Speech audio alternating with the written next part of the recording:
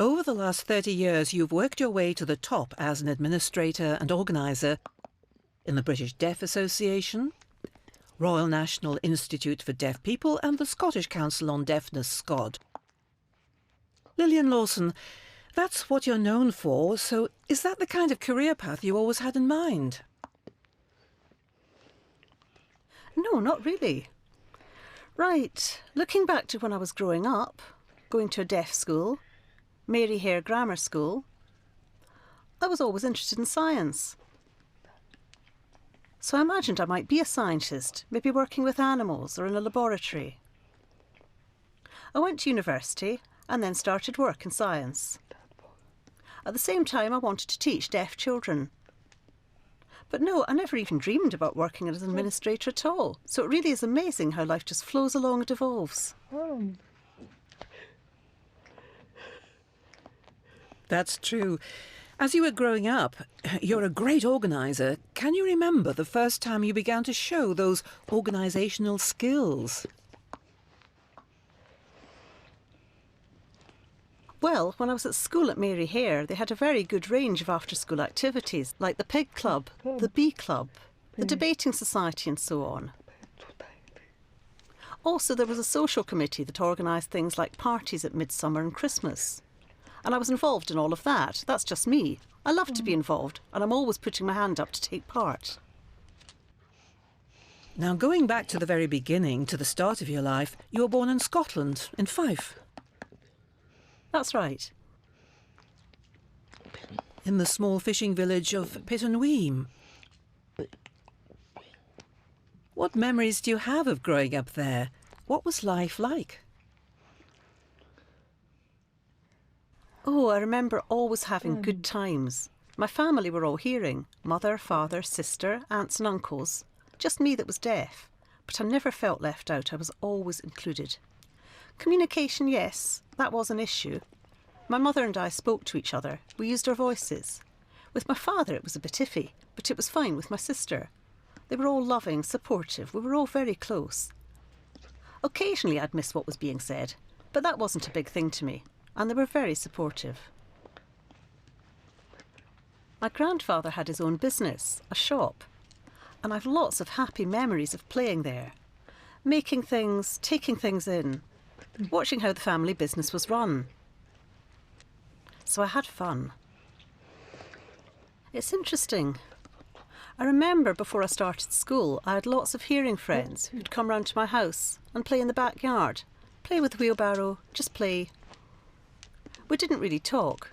We just played all the time. I remember that well. Then when I started school, went to a deaf school and only came home at weekends, they weren't there. All my friends had gone. They never visited me anymore. I think maybe they realised I was different. When you start school, communication becomes more important than playing. So that was the start of growing apart from them. But one or two hearing friends still came round, and I do have some lovely memories. You've talked about your family and what they were like. Is there anything in particular that you feel you have to thank your parents for? Yes, I'm especially thankful to my mother. She was a full-time housewife. She wasn't working, so she had more time for me. When my parents discovered I was deaf, they took me to check out 2 schools for the deaf, either Donaldson's or Dundee. They were both about the same distance away. We went to Edinburgh first, and then Dundee. The headmistress at Dundee actually told my mother she thought Donaldson's would be better for me, because it was a bigger school and there were more children to mix with. But she said she could help my mother by teaching her how to teach me to write, read, lip read and how to speak. So at a very young age you were torn away from your family to go to deaf schools. First Donaldson's in Edinburgh and later Mary Hare Grammar School in the south of England. What kind of impact did that have on you, being away from home? Yes, I remember my first day at Donaldson's. My parents took me to Edinburgh. I had no idea I was starting school, but we had my suitcase with us. In Edinburgh, we went to my auntie's house for lunch. Then all of a sudden, I noticed my mum and dad and my family were all crying and comforting each other. I was really confused about what was going on. We got a taxi to Donaldson's and went into the small school. All the children were signing. This was the baby school. The head teacher, Miss Scott, took us upstairs to the playgroup. And I remember clearly, I don't know why, the first face I saw was a girl who's still a close pal of mine to this day, Valerie. So they got me to play, but then I looked up and saw my parents going out the door. I went to follow them, but the teacher told me they'll be back. The door shut, but I still didn't know what was happening. I could tell the time, so I remember asking what time they'd be back. The teacher said 4 o'clock, so I kept looking at the clock. At 4 o'clock I asked about them again, but time just went on and then it was bedtime. I couldn't understand why I was in this strange place, and I started crying. That really hit me hard. So you were wrenched away and put into these two faraway schools. Do you think that actually helped shape you into the determined person you are? Possibly. I think it may have helped me to become very self-reliant. Independent. Because I remember when I left Mary Hare, I didn't go back home. I went straight to university in Edinburgh. I think I knew that for me, there was no going back home. I'd been away too long. Yes, it was lovely to go home and see my mum and dad, and I enjoyed going back during the holidays. But after a few days I'd be bored, twiddling my thumbs. No friends, everybody was hearing. I'd visit family, go and see some friends, but as the holidays dragged on, I was really ready to go back. Before you left school, did you have any dream job in mind?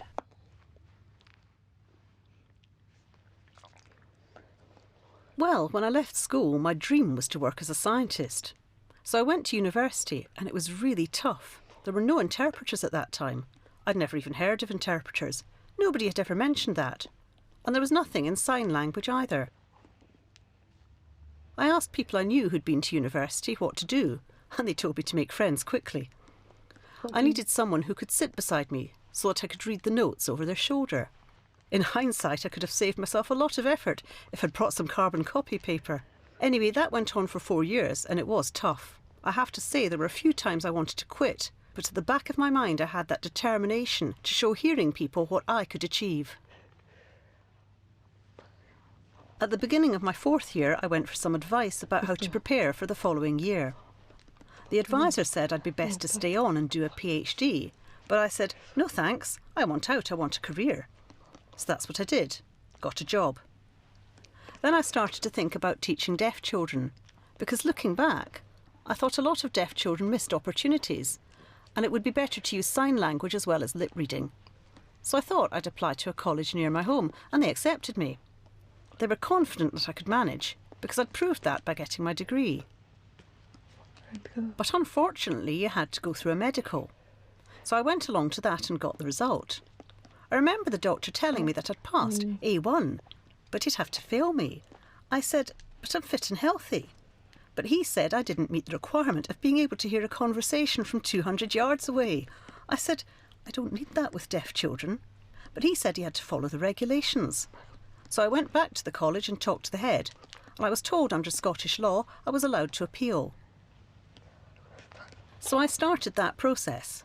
But then Mary Brennan contacted me about her BSL research. And that took me off in a different direction. So that job took you along a different path. But do you ever have any regrets that you didn't become a teacher when you think about the poor education some of your friends received without sign language? You're right, I did go off on a different path, and I never went back. Because when I started researching into BSL, the research proved it was a real language. I remember when I first started, some people got very worked up and said BSL was something hearing people were creating, and it was better to use sign language. We had to explain that British Sign Language was the same, but it just had the word British in front of it. So I thought I would benefit from learning more about the language. It would be useful when I was teaching deaf children. But as I explained to you, I've always been interested in politics, getting involved. Deaf people miss out on opportunities, so we need to lobby. Interestingly, I was already involved with the British Deaf Association. I was always going to meetings. So when an opportunity came up to work for the BDA as an administrator, I saw that as a stepping stone for my future. More opportunities for me to lobby. So again, my career went off in another direction. While you were at the BDA, in 1983, your husband Jock Young was elected as chair of the organisation you worked for. How did you feel? How did that work out? I was really flabbergasted. Honestly, it was totally unexpected. Nobody had ever talked about Jock becoming chair. I assumed it would be somebody like Murray Holmes. Because he had been vice chair for some time, I thought it would be automatic. But for some reason, the committee decided they'd have an open and fair election. So people were nominated, and Jock won. So that was interesting. But at the same time, I never thought it would be something that would carry on for the next 9 years. It was just a whirlwind of meetings, not only in Britain, but abroad as well, internationally. It opened up the world and made things more interesting for him, showed him to be the good political figure he was. For me, work could be a bit more awkward sometimes because he was chair, but luckily I was very clear that if there were any problems to do with work, I took them to my line manager, Arthur Verney, and I discussed them with him.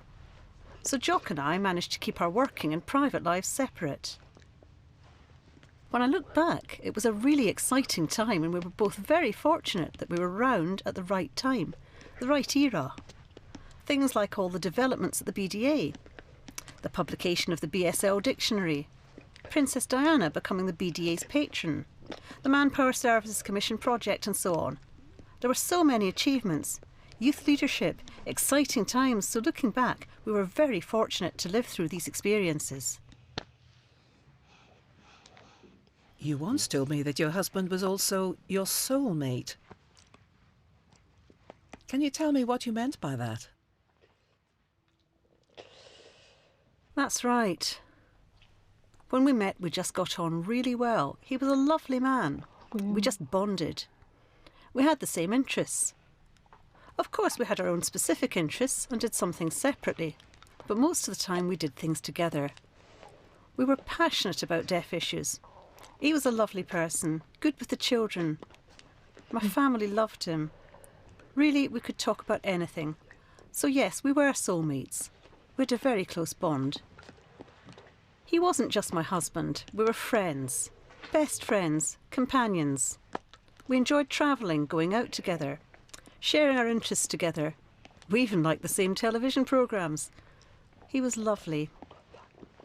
Really, I have a lot to thank him for, because he was really a modern man. There were 23 years difference between us, but he really thought like a modern man. He believed in encouraging me to get out and be involved. He never held me back. He could have wanted me to stay at home as a full-time housewife, but he encouraged my career. On you go, get out there. He never pulled me down, always encouraged me. And when we had children, he was happy to stay at home and look after them. Now, we were talking about your BDA work. One very important person at that time was the BDA patron, Princess Diana.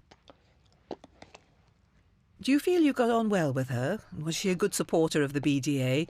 Did she have a natural affinity with deaf people? She really raised the profile of the BDA. The best part was Brighton in 1990, at her 100th anniversary celebrations. Of course, we were praying and hoping she would come. We thought it would be lovely, it would be the highlight of her year. And she agreed. We didn't really think she would, because it was the middle of summer. We thought she'd have plans to be with her family, because they were very important to her. But she said yes, she would come to Brighton. Lovely. She agreed to learn to sign something for her presentation. That was kept a complete secret. The deaf community didn't know about it, they were just excited to see her. The press and photographers were invited and they didn't know about the signing either. So she learned to sign and she came. And I think that was the best event in her time as patron, because she spent about 2 hours meeting people, from young babies to older people, mixing and signing a bit using gestures. Then on the stage, after the welcome speeches, she was presented with a book written by Peter Jackson about her history. She looked at it, put it down and then stood up and said, "Thank you and congratulations for whatever," all in sign. And the place just went wild. People were clapping and waving, cameras were flashing. It was amazing PR. It was shown all around the world on TV and newspapers. A few years later, I was sent a cutting from Denmark with a picture from Brighton. It was all over. How much was that worth in PR? And it cost us nothing.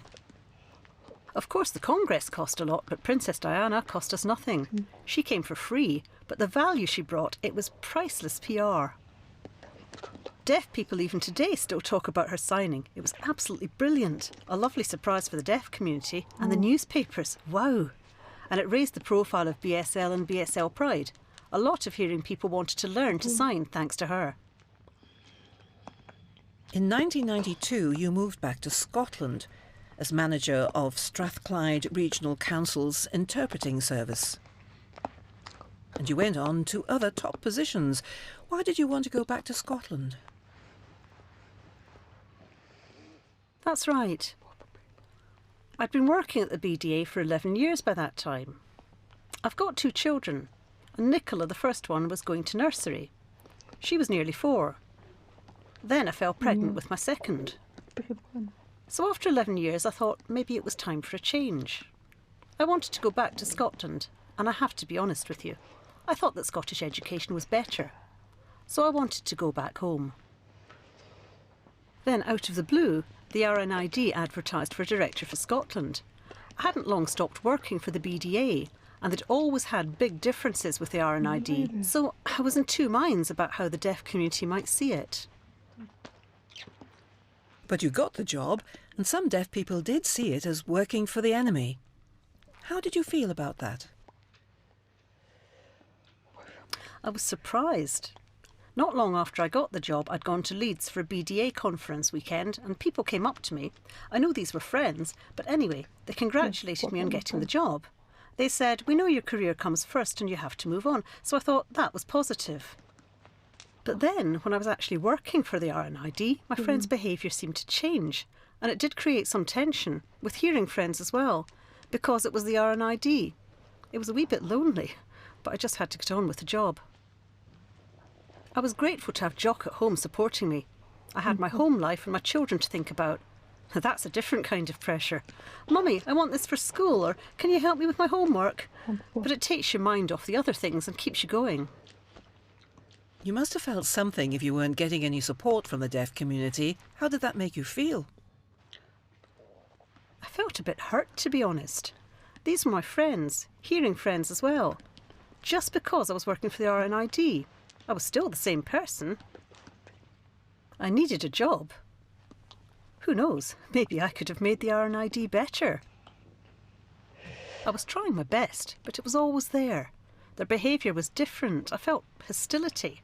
They would huddle in groups and I felt left out, like an outcast. Then, in the year 2000, you became director of SCOD, the Scottish Council on Deafness.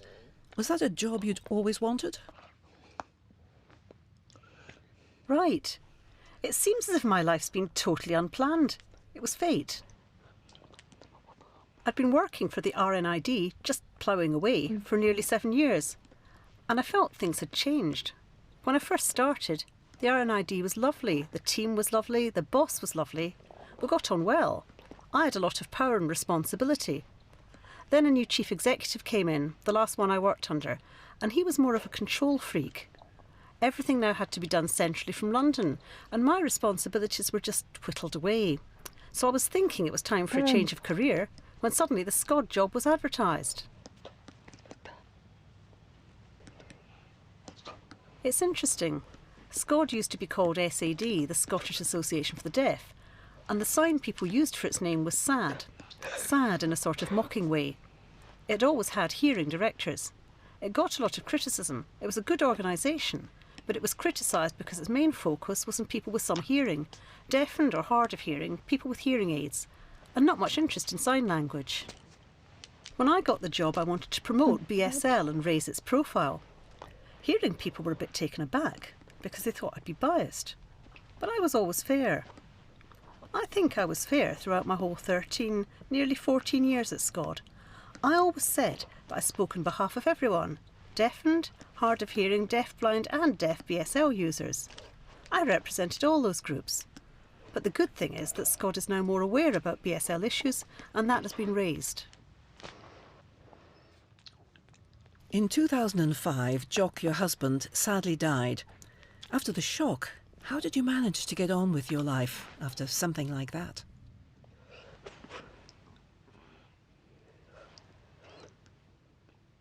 Yes, you're right. He did pass away quite quickly. Unexpected, maybe is the wrong word, but it was sooner than I had expected. His health had started to decline about 18 months earlier. At that time we didn't know it, but he'd had a minor stroke which left him with vascular dementia, and that did mean extra pressure at home. My 2 daughters were fantastic. They were really patient and good to their father. But we all adapted well. I made sure we had a carer for him every day. And then when I got home, that was my time with Jock.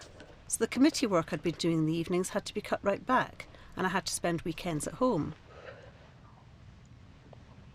He could have carried on like that for another 10 years with dementia.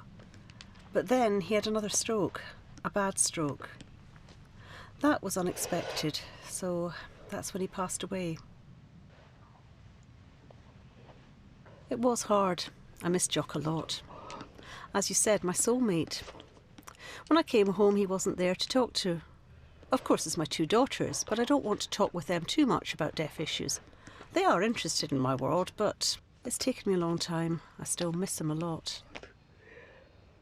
In 2005, the same year Jock died, you were awarded the OBE. What did that mean to you?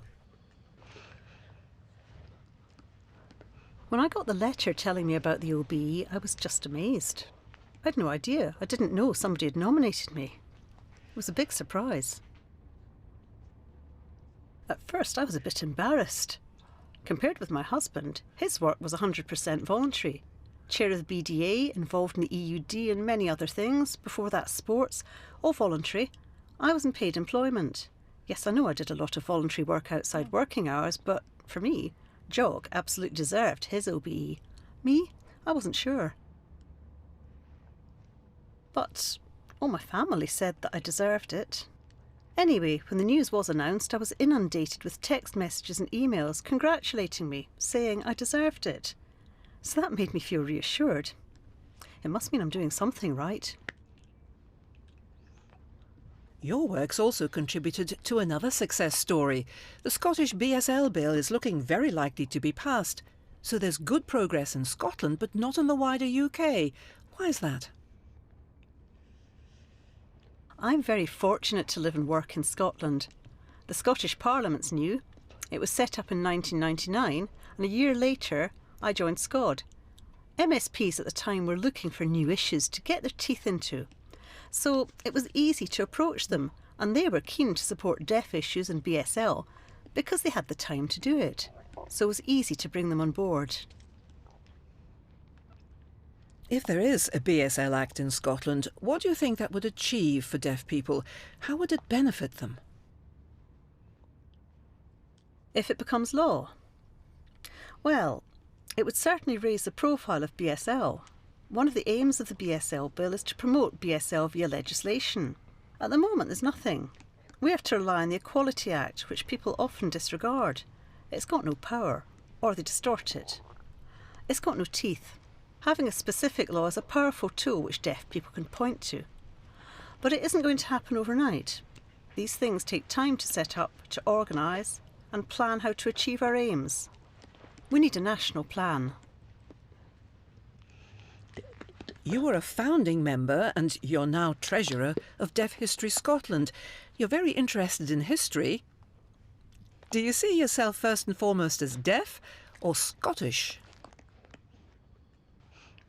Oh, Scottish first, I think. I just happen to be deaf, but I'm Scottish. Now, everybody knows you as cool, calm, collected, a great organiser. But behind that, is there an emotional person that we don't see so much? Are you emotional? Are you a passionate person? Oh, I don't know.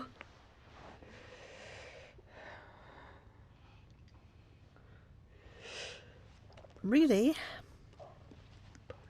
I've always been very interested in politics. Deaf issues, the Scottish Parliament, the referendum on independence. Those are passions for me. I'm passionate about my family, my dog. Family is very important to me. I'm really proud of my 2 daughters, how they've grown up so well. That's important to me. Of course, I have some good friends that I've known since school, like Valerie, for example, who I met when I was 4, and we've been friends ever since. I value my friends a lot. I think they're good for me. I've got my work, and then completely separately, I've got my friends who aren't involved in deaf politics, like Valerie and others. I can switch off with them, and that keeps me going. A life outside work, you know what I mean. So, Lilian Lawson, how would you like us to remember you, Lilian Lawson, as a person? I hope people would remember the campaigning work that I've done for their rights, especially their language, and access to services and information. I hope they would feel that I've done the right thing.